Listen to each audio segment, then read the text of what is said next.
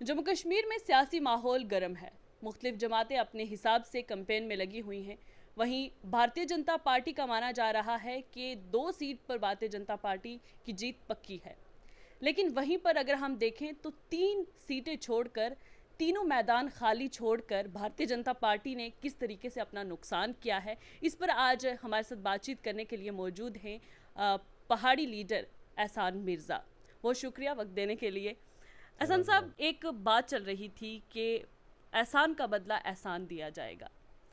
अब क्या लगता है कि भारतीय जनता पार्टी ने अपना कैंडिडेट नॉमिनेट ना करके पुंछ, राजौरी, अनंतनाग सीट पर, या हम बारामूला श्रीनगर की बात करें तो कैंडिडेट अपना अनाउंस ना कर कितना नुकसान किया है, और आप किस तरीके से गारंटी देते हैं कि अभी भी पहाड़ी कबीला जो है वो भारतीय जनता पार्टी के साथ है? देखिए साइमा जी, राजौरी, पुंछ, उड़ी, करना और जहाँ पे भी हमारे पहाड़ी कबीले के लोग हैं, उन्होंने पहले भी ये मन बनाया था, आज भी उनका मन यही है कि वो भारतीय जनता पार्टी के साथ पहले भी थे, आज भी हैं और हमेशा के लिए रहेंगे।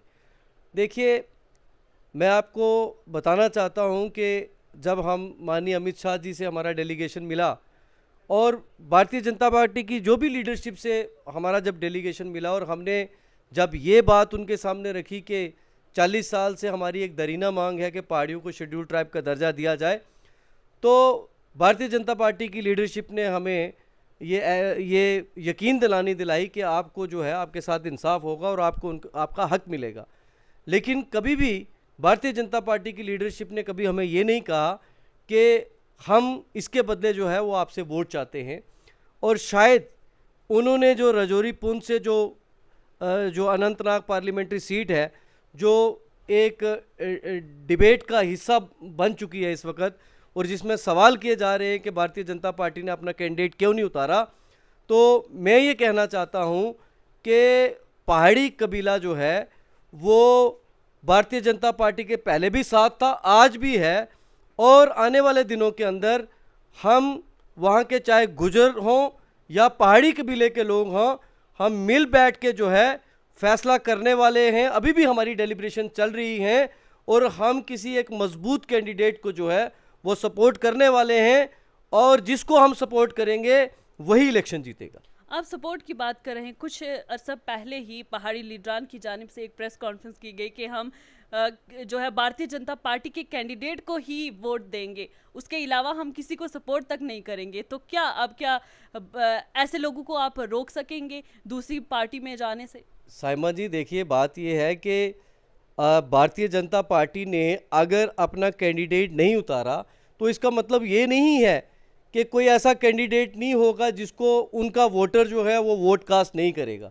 बात तो ये हुई थी ना कि भारतीय जनता पार्टी को ही वोट देना है, ना कि वो किसी को अगर हिमायत देती है, सपोर्ट देती नहीं नहीं, है। ऐसी कोई बात नहीं हुई। हमारी कोई उनके साथ ना ये मांग थी कि आप अपना कैंडिडेट उतारेंगे। ये हमारी तरफ से था, ये पहाड़ी कबीले की तरफ से था कि हम एहसान का बदला एहसान से चुकाना चाहते हैं कि अगर भारतीय जनता पार्टी हम पे एहसान करती है तो हम एहसान का बदला एहसान से चुकाएंगे। लेकिन इसका मतलब ये नहीं है कि उन्होंने कैंडिडेट नहीं उतारा तो हम उनसे कहीं दूर चले जाएंगे। हम पहले भी थे उनके साथ, आज भी हैं। एक बहुत बड़ा काडर जो है, वोटर जो है, वो अनंतनाग राजौरी पार्लियामेंट कॉन्स्टिट्यूंसी में जो एक डिसाइडिंग फैक्टर होगा किसी भी कैंडिडेट को जितवाने के लिए, वो हम डेलिब्रेट कर रहे हैं और मिलजुल के फैसला लेंगे। आप देख लेना कि जहाँ पे हम लोग वोट डालेंगे कैंडिडेट वही जीतेगा। एहसान जी, क्या खौफ था भारतीय जनता पार्टी को कि अपना कैंडिडेट नहीं उतार पाई? क्या वाकई में ही भारतीय जनता पार्टी को लगता था कि अभी और मेहनत करने की ज़रूरत है, अगर अभी हम अपना कोई कैंडिडेट अनाउंस करेंगे तो हो सकता है कि हम हार जाएं?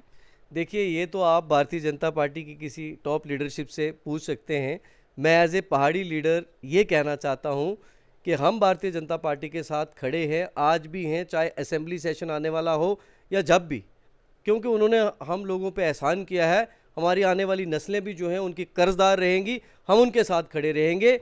बाकी जहाँ तक बात रही कि आप जो कह रहे हो, देखिए, जो लोग पॉलिसीज़ बनाते हैं, जो लोग पूरे हिंदुस्तान को चला रहे हैं, वो बेटर जानते हैं कि कहाँ पे कौन सा कैंडिडेट होना चाहिए। ये चीज़ें जो हैं ये उन पे हमें छोड़नी चाहिए।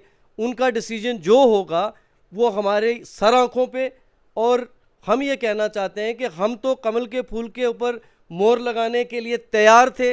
हमें थोड़ा सा दुख ज़रूर है कि हमें वो मौका नहीं मिला, शायद वो हमारा सपना था। लेकिन आने वाला असेंबली सेशन है, उसमें बड़ी जगहों पे जो है वो हमारे कैंडिडेट भी उतरेंगे, हम उसमें बढ़ चढ़ के वोट भी डालेंगे, फूल के ऊपर कमल के फूल के ऊपर मोहर भी लगाएंगे।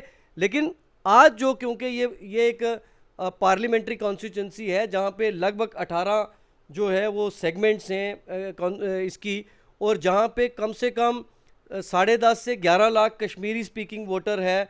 रजौरी पुंछ का उतना ज़्यादा वोट नहीं है, लगभग 7 लाख के आर पार वोट है। और उसमें भी आपको पता है कि हम 2 कम्युनिटीज़ जो हैं वहाँ पे रहती हैं, चाहे वो पहाड़ी कबीले के लोग हों, चाहे वो गुजर बरादरी के लोग हों। जब तक कोई भी ऐसा कैंडिडेट जो तीनों कम्युनिटीज़ के वोट नहीं लेगा, वो ये सीट नहीं जीत सकता। तो इस तरह की जो कैलकुलेशंस हैं वो कहीं हायर लीडरशिप उनकी नज़र में ज़रूर होंगी।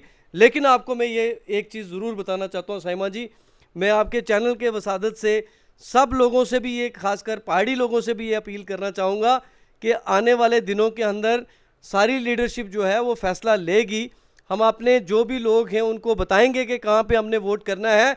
और मैं आपको एक चीज़ एक ज़रूर कहना चाहता हूँ कि जहाँ पे आप लोगों का वोट पड़ेगा, इलेक्शन वही जीतेगा, कैंडिडेट वही जो है वो मेंबर ऑफ पार्लियामेंट बनेगा, जो अनंतनाग पार्लियामेंट्री रजौरी कॉन्स्टिट्यूंसी है। इतना दावा बड़ा। चले आप बताएं, एक मोमेंटम बना हुआ था, पुरजोश थे लोग, लेकिन अब वर्कर भी मायूस है, हिमायती भी मायूस हैं। भारतीय जनता पार्टी ने अपना कैंडिडेट नॉमिनेट नहीं किया। लेकिन क्या अब आने वाले इंतखाबात में, असेंबली इंतखाबात की बात करें, उस पर भारतीय जनता पार्टी पर क्या है वो असर नहीं पड़ेगा आज का कैंडिडेट ना खड़ा करना? और आप कैसे लोगों को रोकेंगे, क्योंकि अब भारतीय जनता पार्टी का तो ऐसा कोई कैंडिडेट है ही नहीं है, या जो पहले लोग जुड़े हुए थे नेशनल कॉन्फ्रेंस से, पीडीपी से, या अपनी पार्टी या दूसरी तीसरी किसी पार्टी से, अब आप उनको कैसे रोकेंगे वहां जाने से? क्योंकि पहले तो भारतीय जनता पार्टी के पास उन्होंने जाना था, वोट उसी को डालना था, अब कैसे रोकेंगे आप? देखिए ना साइमा जी, बात रोकने की नहीं है, बात अपने ज़मीर की है। अगर हम लोग जो पहाड़ी लोग हैं, आपने देखा होगा कि पिछले 3-4 दिनों के अंदर जो रीजनल पॉलिटिकल पार्टीज़ हैं वो बहुत ज़्यादा अप्रोच कर रही हैं पहाड़ी वोटर को लुभाने की। कभी कोई जो है वो हमारी लैंग्वेज में जो है वो मैसेज क्रिएट कर रहा है, बड़े बड़े लोग कर रहे हैं, वो मैसेज देने की कोशिश कर रहे हैं कि पहाड़ी वोटर उनकी तरफ इंक्लाइंड हो। लेकिन आपने देखा होगा कि हमारा एक भी वोटर अभी तक अपनी जगह से हिला नहीं है। वो जो है वो पूरा इंतज़ार कर रहा है कि प्रॉपर टाइम पे जो प्रॉपर एक मैसेज होगा, क्योंकि हम देख रहे हैं कि आने वाले दिनों के अंदर हमारी जो है वो लाएमल क्या होगा। और मैं आपको कहना चाहता हूं कि बहुत बड़ा जो है वो वोटर जो है वो ये वेट कर रहा है कि उनको जो है वो दिशा क्या दी जाएगी कि वो किस तरफ अपना वोट डालें। उस पर डेलिब्रेशन चल रही हैं, लेकिन हम अपने लोगों को ये यकीन दिलाना चाहते हैं कि जिस तरफ आपका वोट पड़ेगा, कैंडिडेट वही जीतेगा। अच्छा, सोशल वेलफेयर डिपार्टमेंट की जानिब से शेड्यूल ट्राइब में हालांकि अभी पहाड़ी कबीले को ऐड किया है, इंक्लूड किया है, लेकिन रोस्टर कोई नहीं निकाला। वहीं अगर हम देखें तो गुजर बकरवाल कम्युनिटी की जानिब से कोर्ट में, अदालत में चैलेंज भी कर दिया गया। इसको किस तरीके से देखते हैं आप? देखिए, मैंने ये पहले भी किसी जगह पे ये बात की थी कि हमारा केस काफ़ी स्ट्रांग केस है, और आपने देखा भी होगा कि पिछले दिनों में उसमें अभी तक नोटिस भी नहीं इशू हुआ है। अभी लोकल स्टैंड आई पे जो है वो बहस होनी है। तो आपको पता है कि ये सरकार का कानून है, सरकार उसको बड़ी अच्छी तरीके से वो डिफेंड भी करेगी। हम भी जो अपने लेवल पे प्राइवेटली अगर हमें ज़रूरत लगेगी पहाड़ी कम्युनिटी के लोगों को कि we have to engage some lawyers, तो हम वो भी देखेंगे। लेकिन क्योंकि हमारा केस मजबूत है, हम 100% श्योर हैं कि हम उस केस को जीतेंगे, क्योंकि जस्टिस जीडी शर्मा की कमीशन, पहली बार एक कमीशन, जुडिशल कमीशन कॉन्स्टिट्यूट हुई है, तो हमें यकीन है कि हम वो केस जीतेंगे। और मैं साइमा जी ये कहना चाहता हूँ आपको कि हमारे साथ जो है ना वो 70 साल से बड़ी नाइंसाफ़ी हुई। हमें पहाड़ी स्पीकिंग पीपल के नाम पे जो है हमारे केस को प्लीड किया गया, फिर उसी के नाम पे रिजेक्ट किया गया, जबकि हम एक एथनिक ग्रुप थे। तो मैं क्या बताऊँ आपको कि भारतीय जनता पार्टी ने हम लोगों पे एहसान क्या किया है। आज जो हमारा पढ़ा लिखा बच्चा है, जब वो आज शेड्यूल ट्राइब सर्टिफिकेट हाथ में लेके कॉलेज में जाके फॉर्म भर रहा है, कहीं आईएएस का फॉर्म भर रहा है, कहीं केएस का फॉर्म भर रहा है, तो मैं आपको बता नहीं सकता कि उसके दिल के अंदर जज्बात क्या हैं। तो आप याद रखना मेरी बात, आने वाली जो भी सरकारें होंगी, हमारा बच्चा भारतीय जनता पार्टी के साथ हमेशा रहेगा। अच्छा, आपको क्या लगता है सरकार ने जिस तरीके से वादा किया था कि किसी के हकूक़ के साथ छेड़छाड़ नहीं की जाएगी और नहीं की गई, नहीं हुआ ऐसा, तो फिर भी क्या ज़रूरत थी इसको चैलेंज करना कोर्ट में जाकर? देखिए, India is a democratic country, so यहाँ पे हर एक को हक है, किसी को अगर लगता है कि उसके साथ लीगली या कॉन्स्टिट्यूशनली जो है उसके हिसाब से चीज़ें नहीं हैं, तो उसके लिए अदालत है, तो अदालत में जाना हर एक आदमी का हक है। तो हमें कोई उससे अफसोस भी नहीं है कि कुछ लोग जो है वो अदालत में गए। लेकिन मैं एक चीज़ ज़रूर कहना चाहूँगा कि माननीय अमित शाह जी जब यहाँ कुछ दिन पहले भी यहाँ आए, तो उन्होंने ये कहा कि हमने गुज्जर और बकरवाल बिरादरी से ये वादा किया था कि आपका 1% भी काटा नहीं जाएगा। तो आपने भी देखा कि वो वादा पूरा भी किया। 10% गुज्जर और बकरवाल कम्युनिटी का अलग है, सेपरेट कोटा है, और 10% जो हमें मिला है वो सेपरेट कोटा है।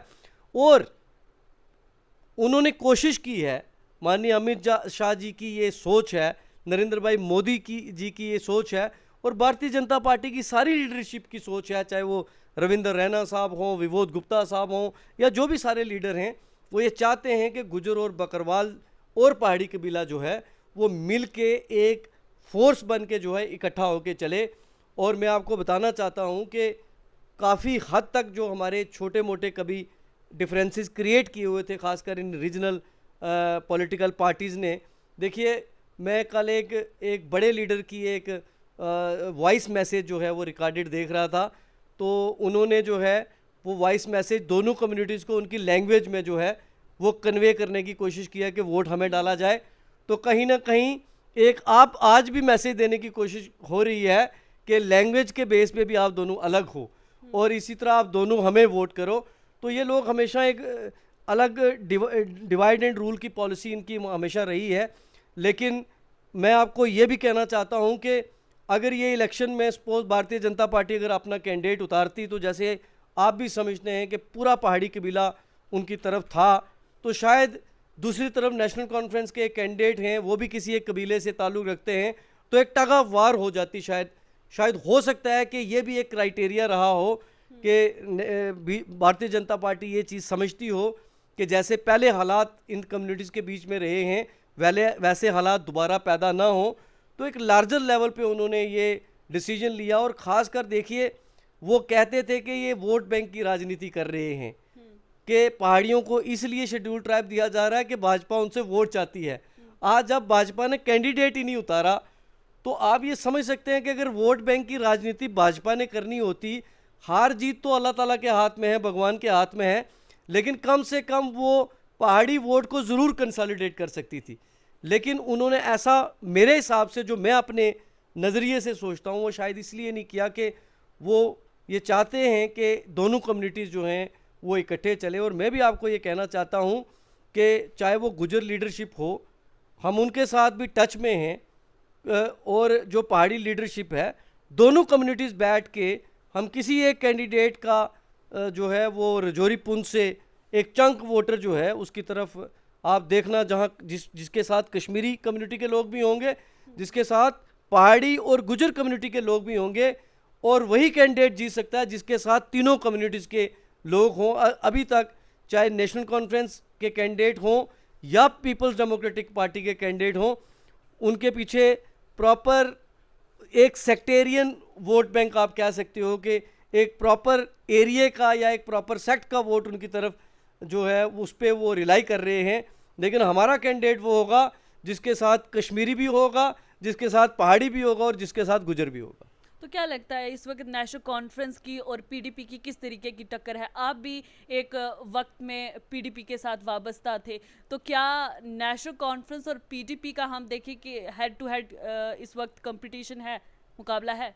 देखिए, ये तो आने वाले दिनों के अंदर आपको पता चलेगा कि किसका कंपटीशन, क्योंकि कैंडिडेट जो माना जा रहा है वो नेशनल कॉन्फ्रेंस का ज़्यादा मजबूत माना जा रहा है। देखिए, ये तो आने वाले दिनों के अंदर पता चलेगा आपको कि क्योंकि शायद आप और मैं रजौरी पुंछ में रहते हैं, तो शायद नेशनल कॉन्फ्रेंस को किसी लेवल पे ये डिस्कस किया जाता है कि उसको एक सपोर्ट है किसी लेवल पे। मैं आपको ये भी बताना चाहता हूँ 11 लाख कश्मीरी वोट भी है, तो मुझे ये लगता है कि वो बड़ा एक डिसाइडिंग फैक्टर होगा कि जो कश्मीरी वोटर है वो किस कैंडिडेट के साथ किस तादाद में आता है। तो बड़ी कैलकुलेशंस हैं। अभी तो हमारा कैंडिडेट क्योंकि उस हिसाब से हमारा कंसेंसस अभी आया नहीं है।